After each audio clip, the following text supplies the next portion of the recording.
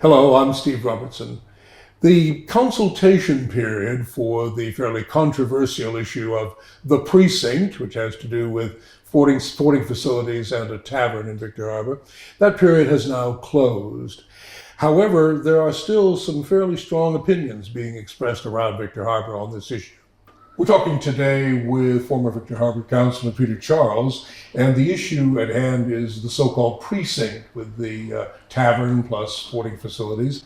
And one of the aspects that's been a debated point in this whole thing has been the issue of a 99-year lease. Now, these are fairly common, I understand, in business. In your view, what is wrong with giving a private developer a 99-year lease to produce this facility?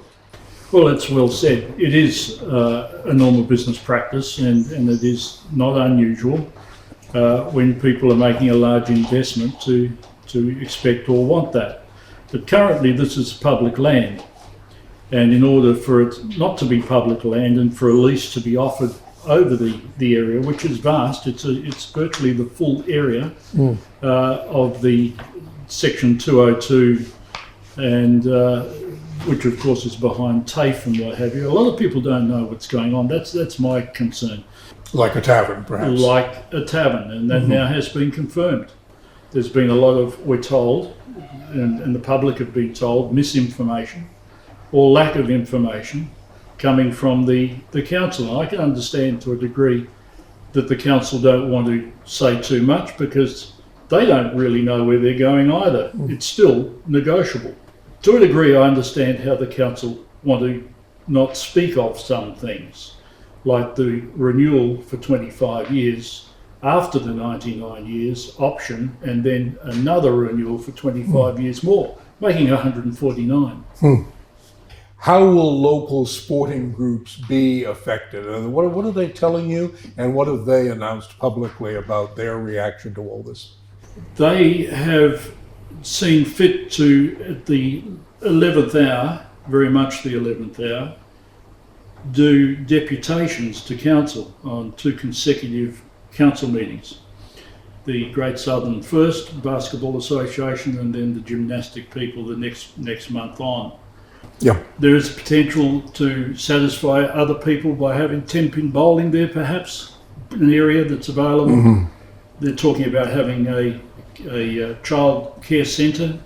The other group that's very popular here in Victor Harbor is netball, and I understand they would be using this facility. Have we heard from the Netball Association what they want to do here?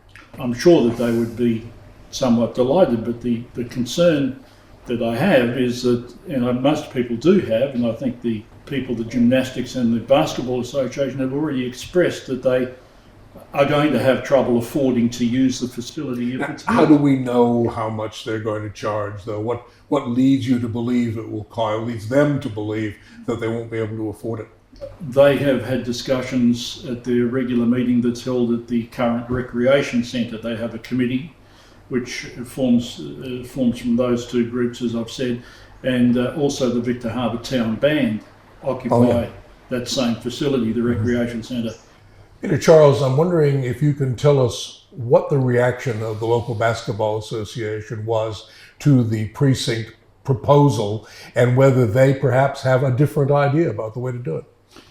Well, the only thing I can say for certain is there was a deputation made at council, and the builder and the president of the club, and they said, or one of them said, I think the builder said, that they didn't qualify because they didn't have the criteria of building such a facility before, when in actual fact they couldn't be more aware of what's required because of the different facilities that they visited over the years playing basketball. For about at least the last 30 years here in Australia, and maybe longer, public-private partnerships have been the preferred way, or has been the preferred way, to go in order to get things done. And I'm wondering if you think that this is a problem here, or whether it is just a sign of the times, this is the way we get things done in this day and age. Well, at the meeting for the residents, which was extremely well attended and very negative towards this project in the main, This is June 6th. June the 6th, Yeah. in the council chamber. The CEO explained that it wasn't unique for Victor Harbour, that the Causeway kiosk was a private facility, Yep. leased with the miniature golf. That was done many, many years ago. If the Basketball Association idea is would have been adopted and a $17 million budget would have been assigned for this, council possibly might have still put in $11 million. How does that work out, and would the remaining $6 million, how would that have been raised, do you think? 17 million for the Basketball Association's preferred build, done by local builders for a start and local trades, would only encompass building just that facility on that site, leaving a whole lot more for botanic Childcare, gardens, tavern, whatever you yeah. like, Yeah. you know, other than Yeah. some private enterprise running it. The council would only have to find another $5 million to be able to afford that. But the thing is, if patience is a virtue, then they could just wait until there's a grant of 50%, as they've always got from the state or federal government, or both. In the case of the swimming pool, we got both.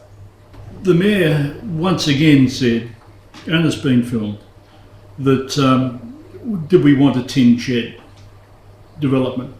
And that was used for the aquatic centre as well. It's a very, very good regular line that they tend to want to use. The Basketball Association don't think of a tin shed. It's a prop-up concrete wall, pre-stressed, pre-made elsewhere and brought in. This is a solid building. One of the issues that came up on June 6th was this idea, and a number of speakers brought it up, regarding new services versus old essential spending. Are you concerned at all that large new expenditures are going to have to compete with the typical things that council has to fund? Just because of the development we've got going on down here, and I do hope we're not like Mount Barker, but we're growing ever so rapidly. And with that, we need infrastructure, and the infrastructure is essential. Encounter Bay was mentioned at this meeting because Encounter Bay never had stormwater, didn't have a lot of facilities there. Sewer is only a new thing in some areas of Encounter Bay. At the meeting, the previous council meeting, one of the councillors said, let's put the rates up to 7.5% instead of the 6%. Which will grow anyway, I'm certain, but the 7.5% so that we don't scare people or shock people in the year 25, 26, 26, 27. Yeah.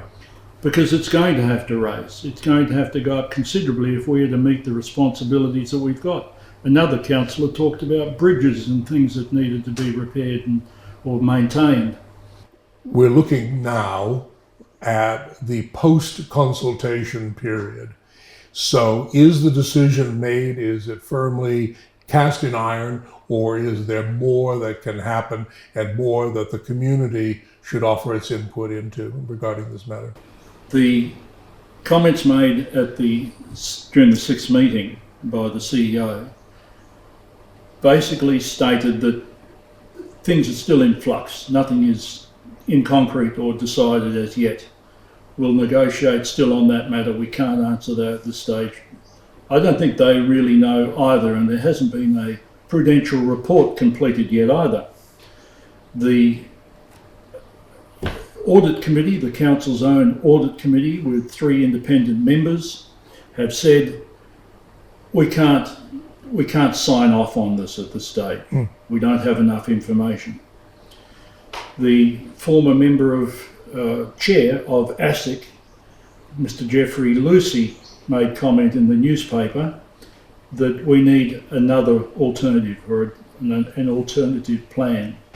We can't be certain, but the mayor has said that there's not going to be any pokies in the hotel. Yeah.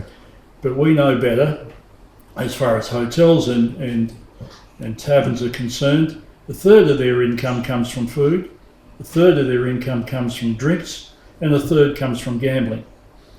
So a future council, for example, not the current one, could authorize some form of gambling at this tavern? Now, that's a very good point. Any council can authorise things so long as they're not ultra vires, which means against the regulations or the Act. They can change whatever they like. And in fact, once again, Victoria McCurdy, the CEO, referred to the council making decisions. And if it does go belly up, the council made the decision. The problem's never the administration's fault. On the meeting of June 6th, one of the questioners from the floor posed the question about the possible impact of this tavern and what impact it would have on existing facilities that offer food and drink here in Victor Harbor. In your opinion, what do you think might happen to those that offer food and drink? I can see it's going to affect a lot of people, and I wonder whether the hotels knew their stakeholders, the restaurants are stakeholders. Former Councillor Peter Charles, thanks very much.